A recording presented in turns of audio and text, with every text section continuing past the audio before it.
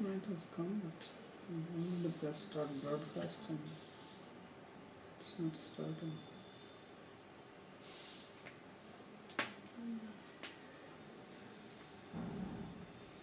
Still working. So go and some kind of stop.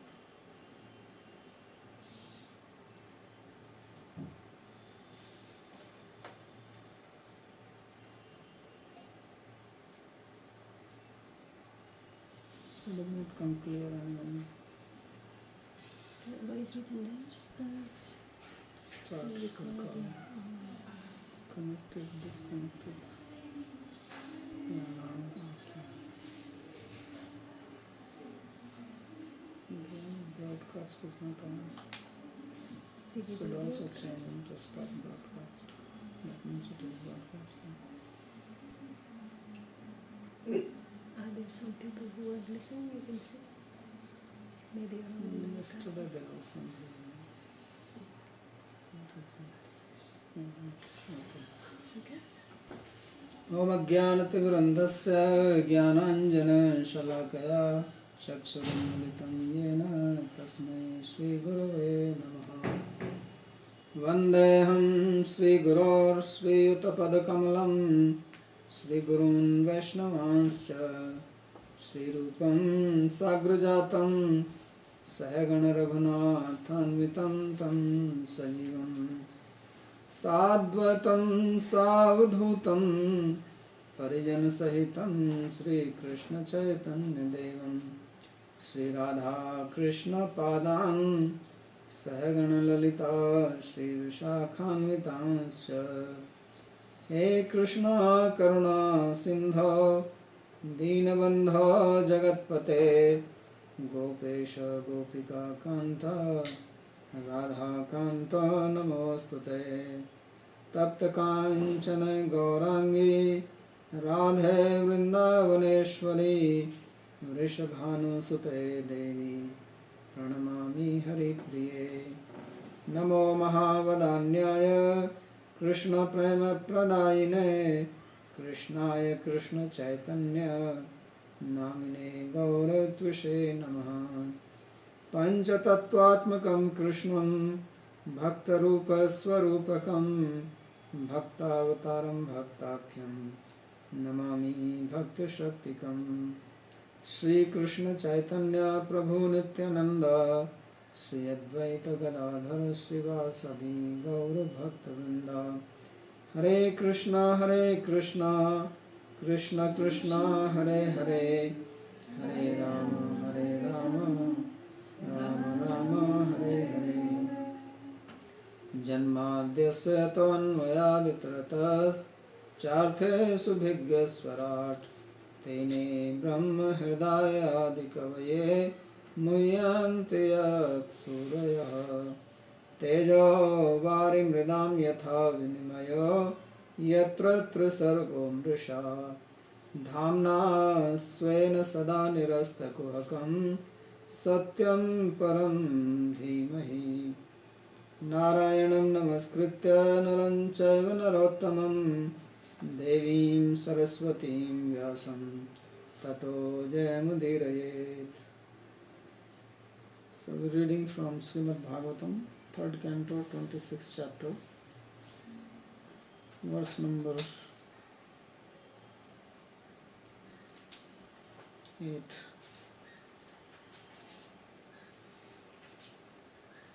This is Lord Kapila's teachings to his mother Devhuti, who has asked question to him about Prakriti and Purusha, and Lord Kapila has explained in the previous few verses that this philosophy, which is called Sankhya, is going to explain, and he gave the definition first of Atma or Purusha, that he is beyond matter, he is beginningless, free from the three gunas, and it is Swam Prakash or self-luminous, does not depend on anything else for consciousness. Like our body, it depends on the presence of soul for consciousness. But soul or Atma is self-conscious. There's a lot of research going on these days about artificial intelligence. Actually, they have been working for more than a quarter of a century. And they think that one day they will be able to make artificial intelligence. But from Sankhya we understand that it is not possible. Because intelligence is matter, and it functions when it becomes energized by the consciousness of the soul, as we will read later on. So even if they are able to make a model of the brain, how it will function without consciousness? Even now they are not able to figure out who is that who has this consciousness. Or when we are perceiving things or having emotions, who is that one person who thinks that he or she is happy or distressed, or he or she is seeing or hearing? Who is that? It is not hands and legs. It is also not the brain, because brain is only a machine. They can see what happens when you see or when you taste something or when you hear. They can know which part of the brain is lighting up, where the neurons are flashing. But who actually sees, who hears, who tastes, who feels happy? This they cannot say. Or who is that who has this identity of I? Because we all have this identity of I being a person. So where is it in the brain? So that is beyond matter. That's what it says, Prakriti Param. And it is Swam Jyoti, it is self-effulgent. Only thing is that this Atma, which is self-effulgent, has its own awareness. It becomes bound by matter. This is the most amazing thing and difficult to understand, because it does not follow any logic. There is no logic which can explain this, that somebody who is conscious, has awareness, can come under the sway of matter which is dull, inert. How is possible? It's like you become servant of your car. You go and stand in front of your car and you say, please, what do you want? What kind of fuel shall I put inside you? And if somebody sees you doing that, they'll think this guy is gone crazy. So car is meant for you, not that you are meant for car. But this is what is happening, that we are identifying with this body and we have become the slaves of this body, and as if we exist for the sake of the body, not that body is for us. So this is the illogical thing which has happened with the soul. And of course we say it has happened, but it has no beginning. It is just happening this way, without any reason, without any cause. Because if there is a cause, then we know that there is some logic behind it. So there is nothing that why it happened or why it is happening. We can explain what is happening now, but why it started, or of course it, as I said, it has no beginning. There is no why for that. And all the soul by itself, as we said, is nirvritatmana. It is happy by itself. And then it identifies with the body and becomes miserable. And then looks for happiness day and night. We are all looking for happiness, which we already have. With the stupidity. That I have food in my kitchen, and I am searching for food everywhere except for the kitchen. I am thirsty, and I am looking for water everywhere except to go to the pot of water. So that I have forgotten that actually I have it already in me. So soul is not miserable. It is nirvritatmana. But it is looking for nirvriti all the time. What do we want? Happiness. For that we are doing all kinds of things and ending up in trouble and messing up our lives, our health, our psyche also. So this is the situation, this is the predicament of everybody here, rich or poor, male, female, young, old, everybody. We are all equal in that sense. We are all in the boat of misery and ignorance together, except that different levels and different types of miseries.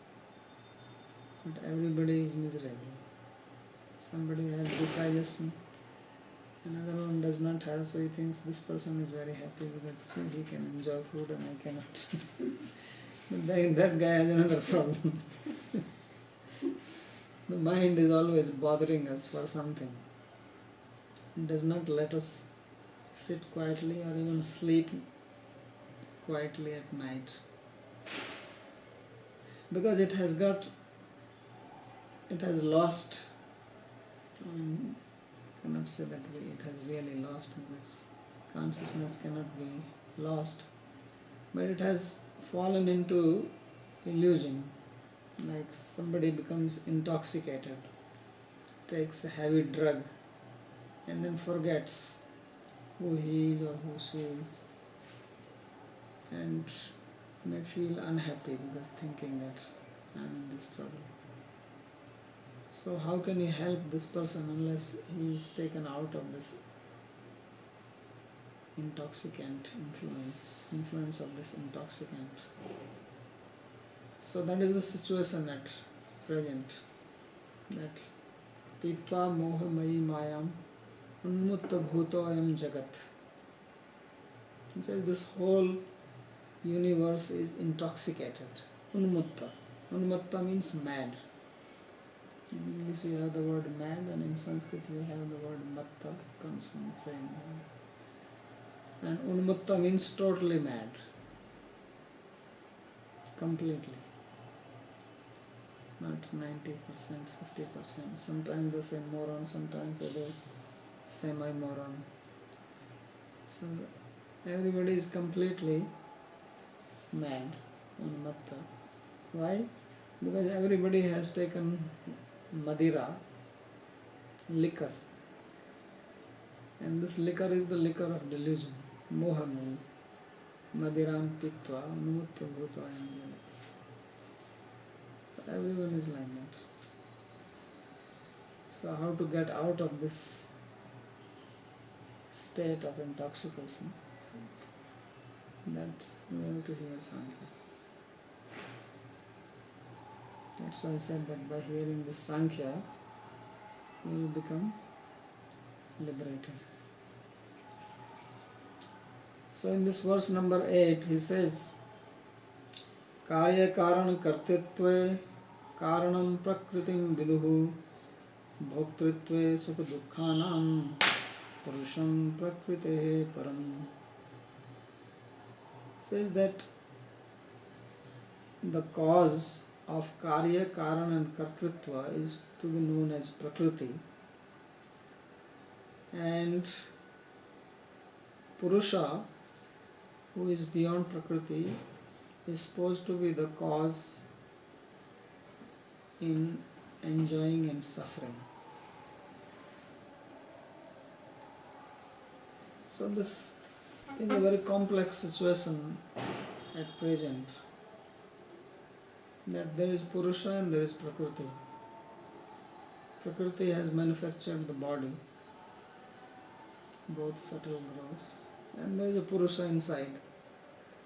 So basically we are doing two things, that we are performing actions and then we are getting the result of the actions which we want. And result is of two types, although we want only one type of result, that is happiness. But actually result is always coming two types, happiness and distress, and mostly it is the second type. So he is saying that who is doing the action, what is the cause, who is causing the action, or where the action is happening, and who is enjoying and suffering, who is causing that. So this is analyzing. This is why this philosophy, Sankhya, is philosophy which analyzes things. We don't think like that. We perform action and we are hoping we'll get the result. Sankhya says sit down quietly, think. Who is instrumental in performing the action, and where does the suffering occur? So usually the principle is that one who acts, she has to suffer or enjoy. Not that you perform the action and I should suffer. Right? If there is a law, then law should be, if there is justice, then justice should say that anyone who does a deed should get the result of that. Not that one performs the action and other is enjoying the fruit. So here he makes a distinction, something like that. But it has to be understood, because this seems contradictory. That looks like as if Prakriti is the one who is the cause in performing the actions, and Purusha is the cause in enjoying and suffering. So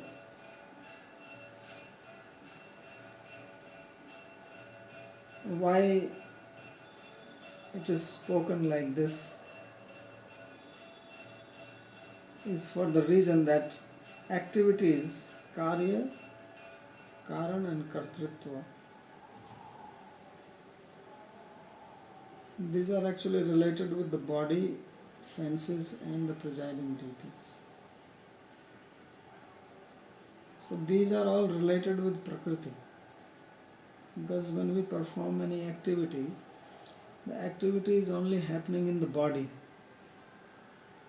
Adhisthanam tatha karta karanam cha prithigvidam vividhaisya prithik chesta pancha devam chatra panchama. So 5 reasons Krishna explains for the cause for action. So activities anyway happen in the body, and they are performed with senses, and there are also presiding deities of the senses according to Sankhya philosophy. Just like the presiding deity of the eye is the sun. So with the eye we see, there is an object which you see, that is called adhibhuta, and there is the sense instrument by which you see, that is the indriya. So that is called adhyatma, the sense. And then there is adhideva, the presiding deity, these three things are needed for perception to occur. There has to be an object, there has to be the sense, and there has to be the presiding deity. So presiding deity is the sun for the eye, and sun gives light. So if light is not there, even if there is an object and there is a sense, we will not be able to see without light. So this karya, karan, kartritva, it refers to these three things. And these are all three related to Prakriti. They are made of Prakriti. So therefore action is happening in Prakriti or caused by Prakriti. Or Prakriti is instrumental behind any action. Soul cannot perform action in the present state. Even ghost cannot perform action. That's why they possess somebody. If they want to enjoy, say, some nice ice cream, then they cannot eat ice cream. So they will possess somebody and they will ask this person to eat ice cream. So this way they can taste ice cream.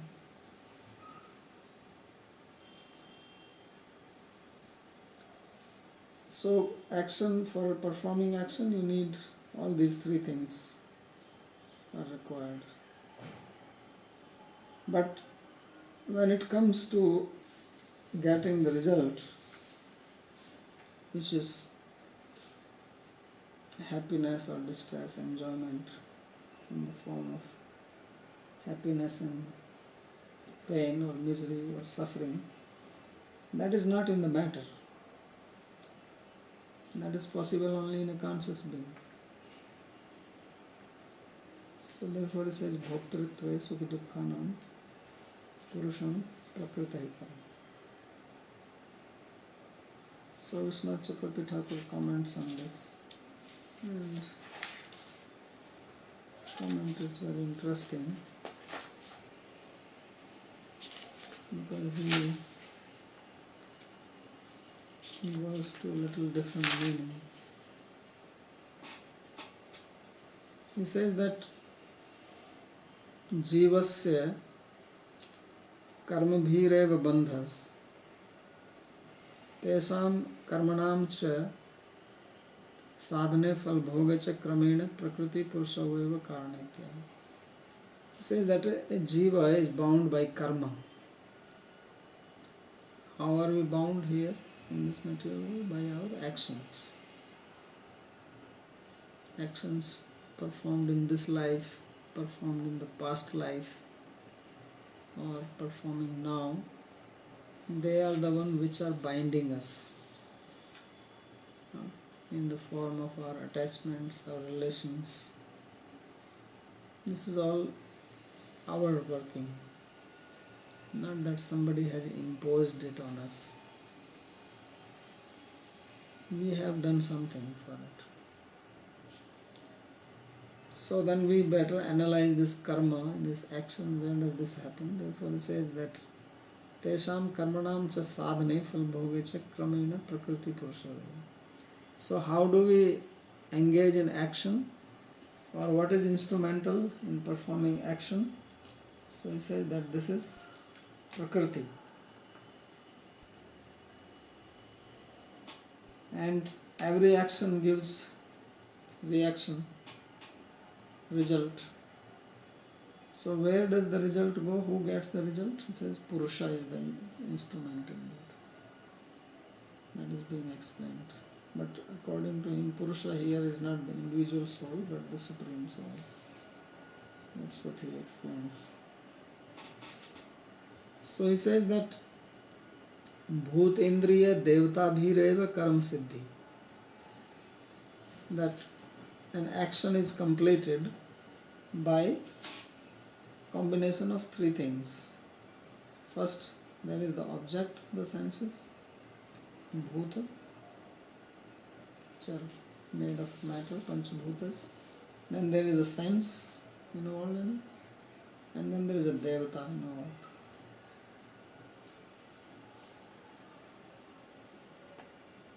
So yesterday, that's why I was saying that in India, people are worshipping Devatas, but still they are suffering. Why is that? And in the West, they don't worship Devatas, but they have opulence. Of course, they also suffer because they don't worship Devatas.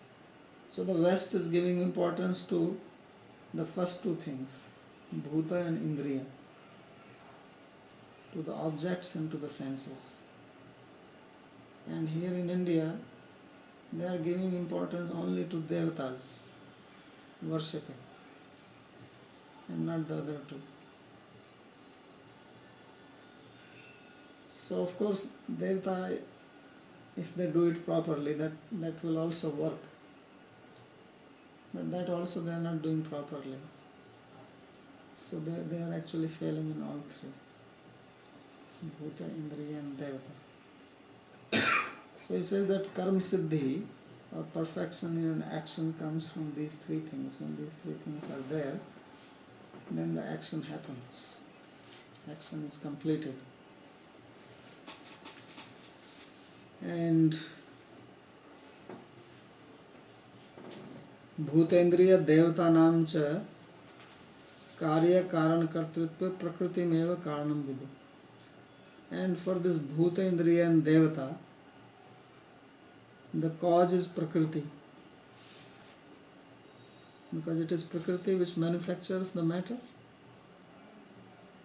All these gross things, solid, liquid, gas, space, all these things. And it is Prakriti which manufactures the senses to sense the matter.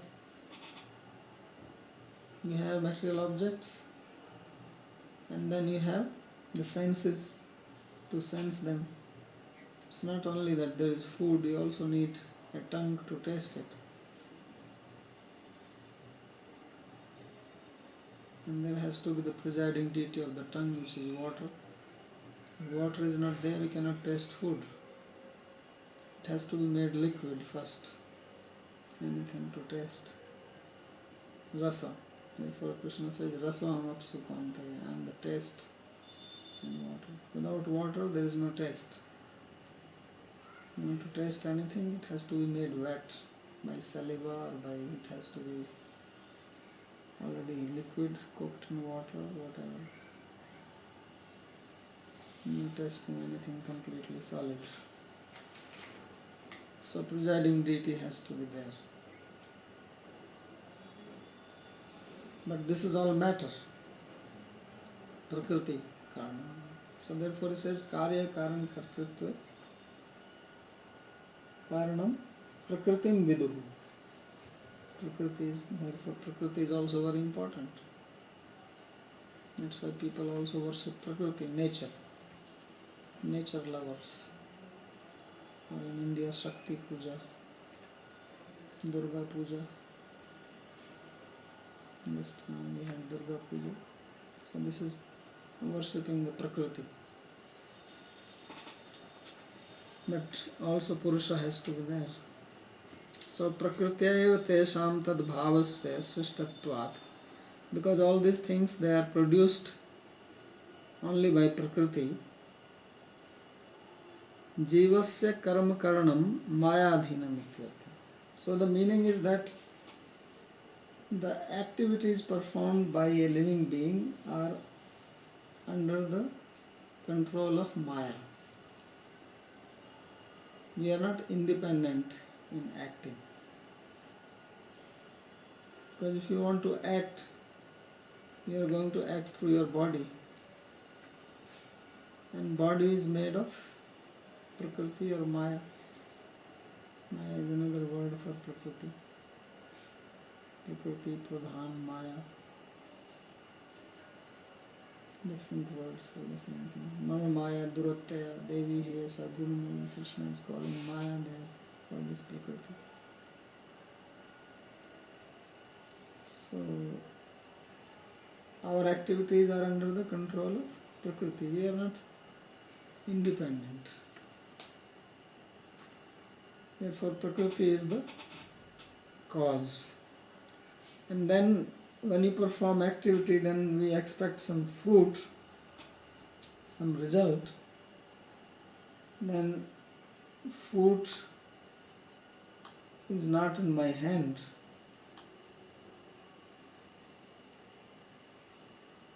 Krishna says in Bhagavad Gita, Karmanyeva adhikaraste ma phalesu kadachana, that we have the right to perform action, but not in the result. The result is not in my hand. I perform activity, but it is not necessary that I get the desired result.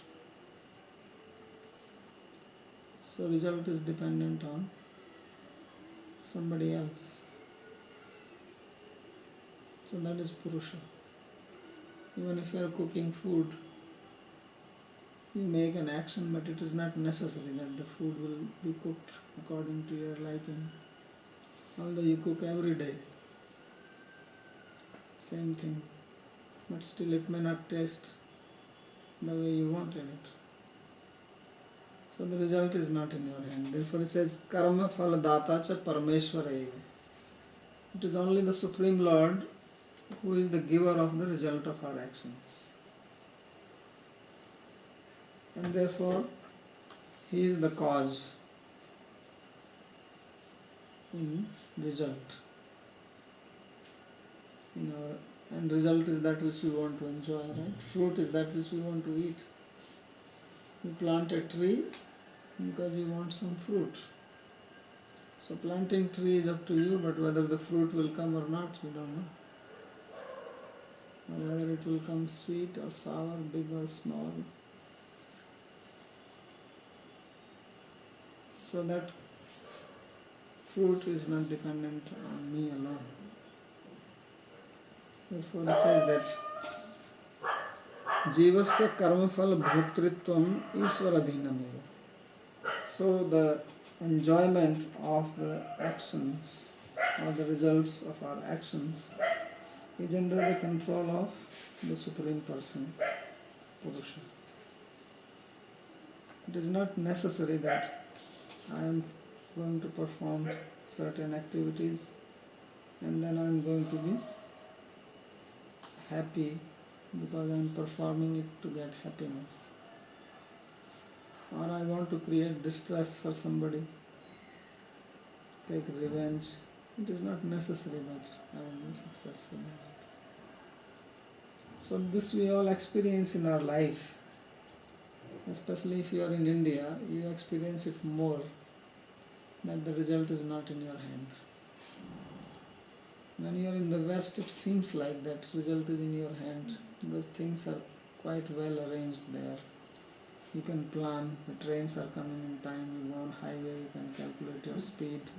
Your GPS already tells you when will you arrive at your destination, and more or less you will reach there. In India, everything is uncertain because you don't know what you will find on the street. Maybe there is a jam, maybe there is a blockage on the road, there is a strike, anything. Some accident has happened and the road is just blocked. So here you really can see this. If Vishwanath Chakravarti Thakur was writing this commentary in America, probably he will not comment like this. He will say that no, actually it's like 50-50. Maybe God has His hand, we also have control over the result, but here he says that it is completely under His control. Action, of course, we have to perform. That he says to Arjuna, Tasmat sarveshu kalashu ma manusmara vidyacha. Therefore, all times, you remember me and fight. So remembering is also very important because you want result, it has to come from Him, so better remember Him also. And fight means perform your action, do your duty, not just doing worship and seva and puja and no action. So you take action and also remember God. Both are necessary. Then everything will be fine. So therefore, this verse is very important, because usually we are thinking, we forget this, that the result is not in my control. Usually we think that result is in my control. No, it is action which is in my control. Result is not in my control. Although result is coming because of the action, still I don't control it. It is somebody else who controls. So this is very interesting verse. It says, therefore it says, bhoktritve jivasya karma phalanam bhoge purusham karanam. That when it comes to enjoyment, which means getting the results of your karmas, karma phalanam bhoge, then the cause behind is Purusha, or God, Supreme Person, not me. So this must be understood. So we can have good health, keep our senses functioning nicely, and have nice environment so that we can perform actions, good actions or desirable actions. But we must always remember that the result is not up to me.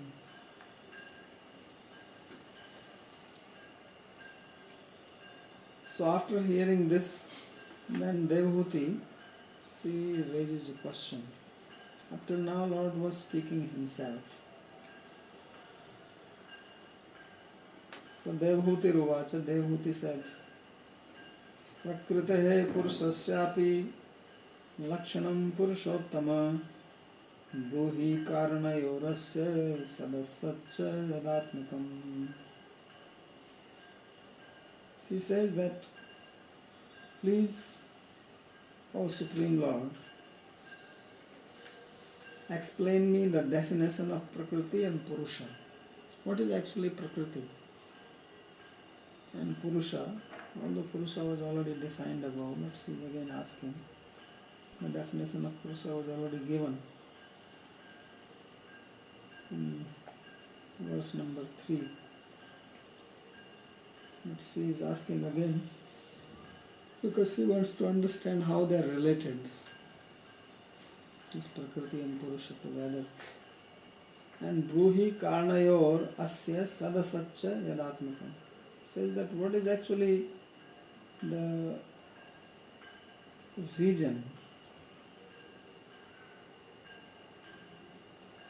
of this gross and subtle things together.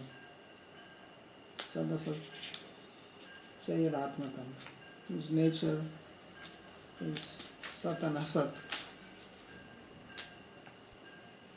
So the nature or material nature has gross and subtle, Sat and Asat. So that, and its cause this, that Prakriti and Purush. This what she wants to know. So tasasta taveva prakriti purusho vishesto jigyasamana ay prakriti. So in the previous verse Lord Kapila has said that Prakriti is the cause behind performance of actions and Purusha is the cause and enjoyment. So now she wants to know what are these Prakriti and Purusha. It's a natural question. Asya Vishwasya Sadasatcha Sthulam Sukshmam Cha Karyam Yadatmakam. And this universe which has Sthula and Sukshma, there are gross things and subtle things. So that also she wants to know. Sri Bhagavan Vacha, Lord Kapila, he is replying.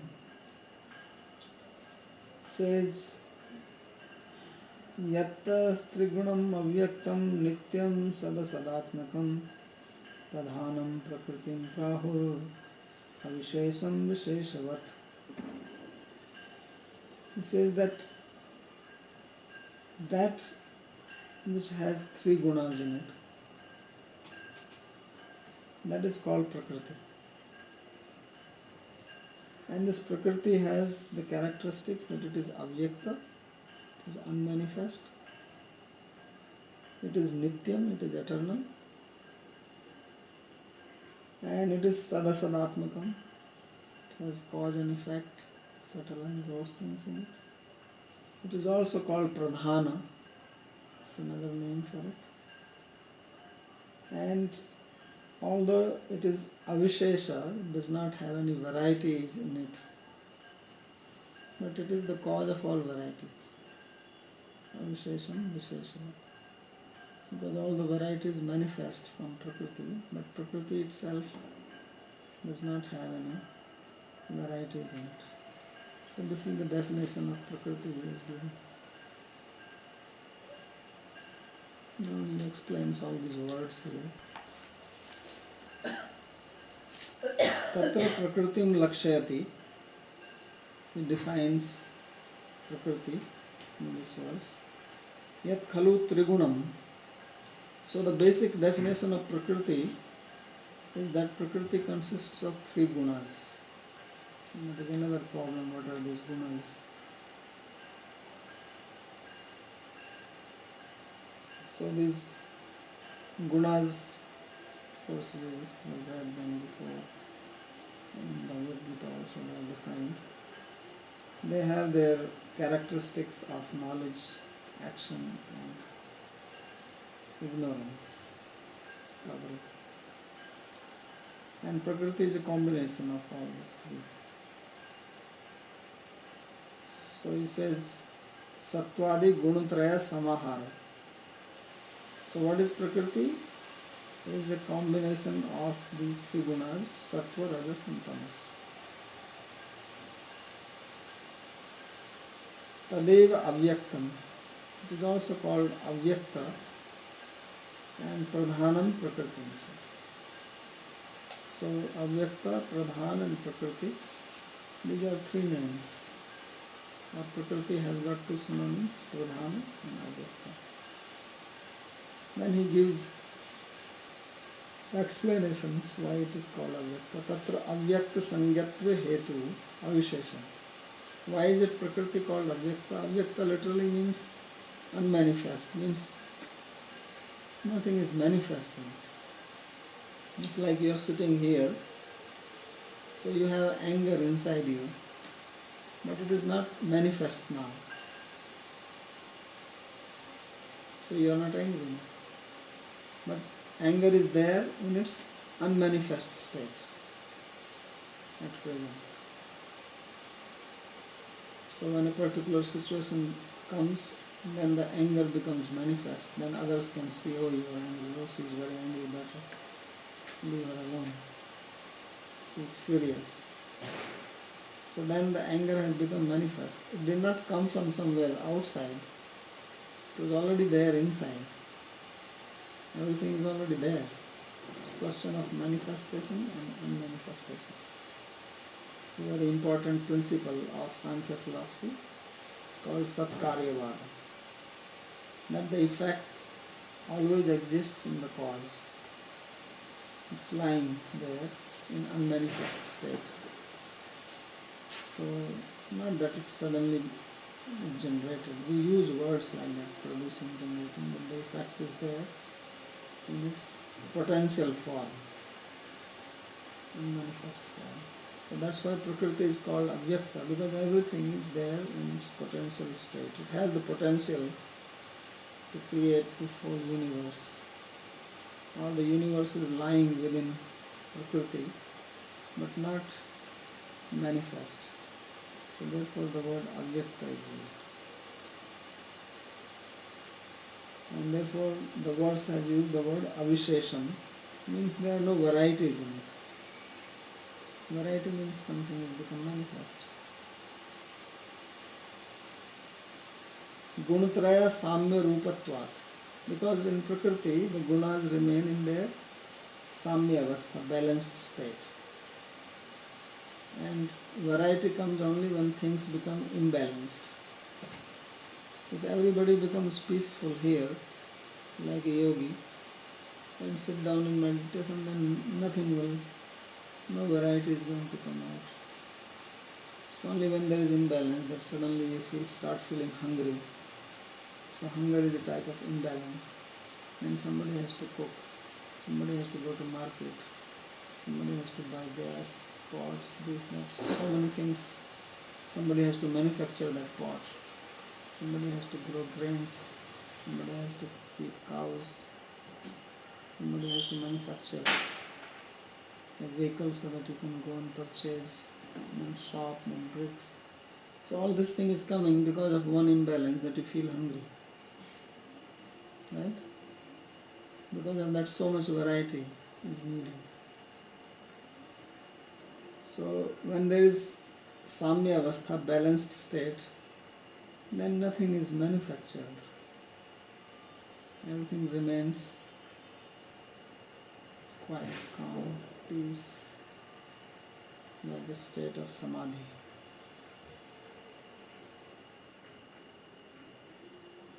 So that is the Prakriti state, the original state of Prakriti is like that. Gunatraya Samya Rupatvat Anabhivyakt Vishesham. No variety has become manifest. Then why is it called Pradhana? Pradhana Sangatva Hetu Visheshavat. It is called Pradhana. Pradhana means chief. So because Swayans Karya Rupanam Adadi Visheshanam Ashraya Rupatvena Trebhya Sreshtam. So chief or supreme or superior. So why Prakriti is called Pradhana or superior? Because all the variety which come out of it, they are dependent on Prakriti. Prakriti is the center of them, and therefore it is superior to them. Therefore it is the chief. Like in the house, there may be grandfather, so grandfather is called the chief of the family. Why chief of the family? Because father was coming from him, and then father produced sons who are the grandchildren. So he is the chief. He is called Pradhan. So Prakriti is also called Pradhana for this reason, because all the varieties, all the creation, everything comes from her. Then Sadasada Atmakam, Sad Asatsu Karya Karan Rupesu Mahadadisu Karanatvat.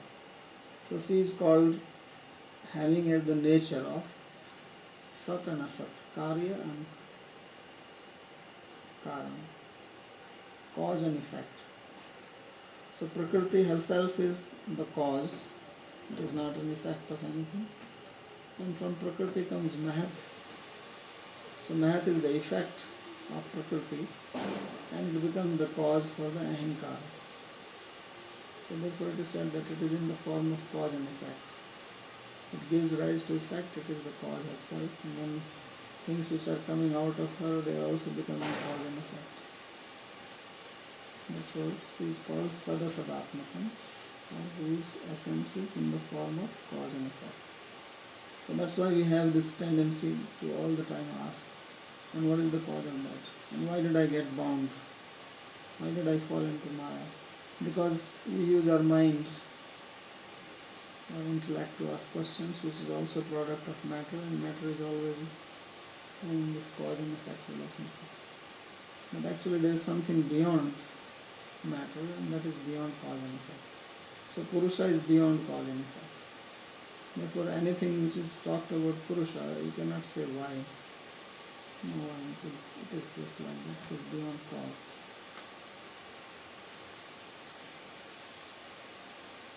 Mahadadisu Karnatvat Anugat Atma Swarupam Yasaka. So it is the cause of Mahat, Ahankara, etc. And its nature flows into everything. Whatever is coming from Prakriti, Prakriti also enters into that. Tat pralaya api karanamatra atmana avasthitatvat nityam. And it is nitya, it is eternal, because even when the whole universe is annihilated, dissolved, destroyed, then Prakriti stays in its causal state, in its original state. It's not lost. So therefore it is eternal. Yadva, or he gives an alternative explanation. Yattad anirvachaniyam seshthatvat pradhanam tat prakritim pahu. That's something which is indescribable and which is supreme, because there is nothing superior to that. That pradhan, that is called prakriti. Anirvachaniyatvam, why is it called anirvachaniya or indescribable, ineffable? He says trigunam api avyaktam, that it is made of three guna and they are not manifest, so what can you say about it? If you want to say about something, you describe its color, shape, size, weight, something, but Prakriti has none of these qualities manifest.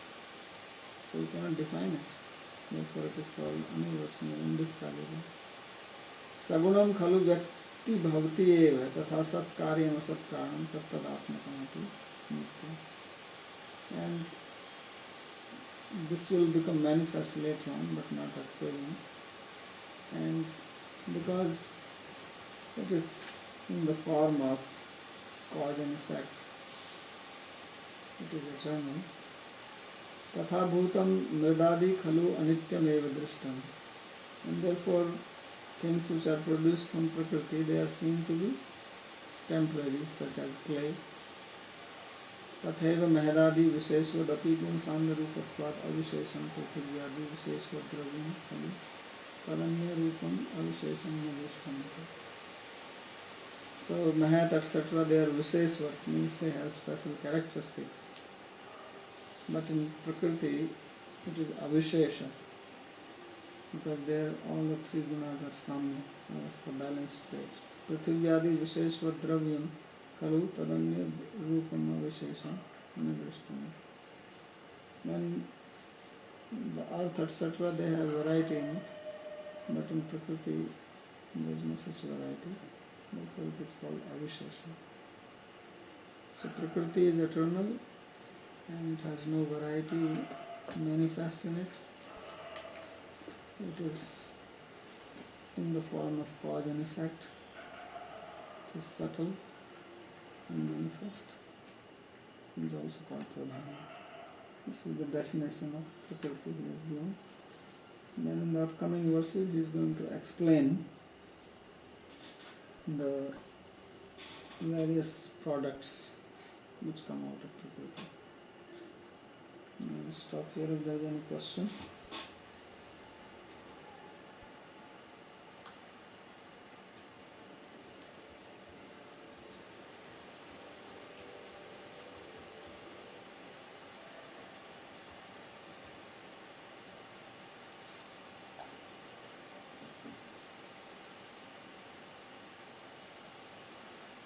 No?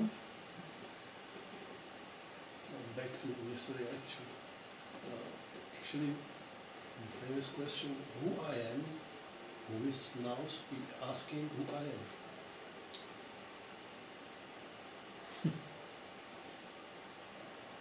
This is a very complicated question.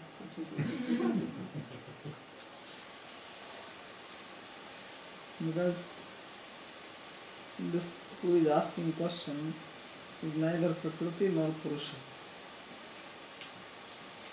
It's a combination together. It's like you sit in the car and the car is moving, and then you say, who is moving? Is the car moving or you moving? Actually both are moving. Because car is moving and you are sitting in the car, so you are also moving. Not only the car. So car by itself cannot move, and you also cannot move by yourself. Because you can walk on your leg, but suppose situation is like that, and the soul is something like that. So at present, therefore, we make a distinction between Atma and Jiva, between Purusha and Jiva. Jiva means a combination of Atma and Prakriti, conditioned. So now it's a khichdi of Prakriti and Purusha. So you have to separate these two things. Because who is asking question, it is coming from your mind. And mind is matter, but mind cannot work without consciousness and the soul. So soul is also more. But without the mind, without your tongue, you cannot ask question. The soul cannot ask question by itself. And the body and the mind, they also cannot ask question by themselves unless the soul is there. So together.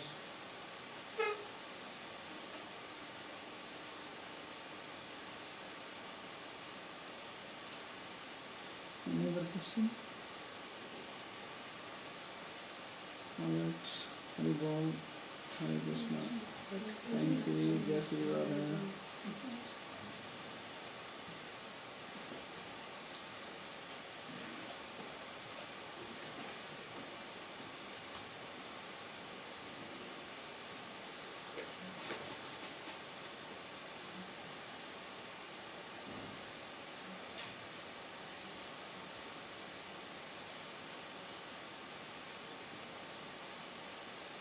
Was Denise also? I saw that Denise came online before you came because your Skype is still on my computer. Your Skype is still on my computer, right? So I saw Denise was coming online and who was another person. So they must be watching now also. There are 3 people watching, but I don't know who they are. Yeah. Everybody writes something. I wrote, nobody responds.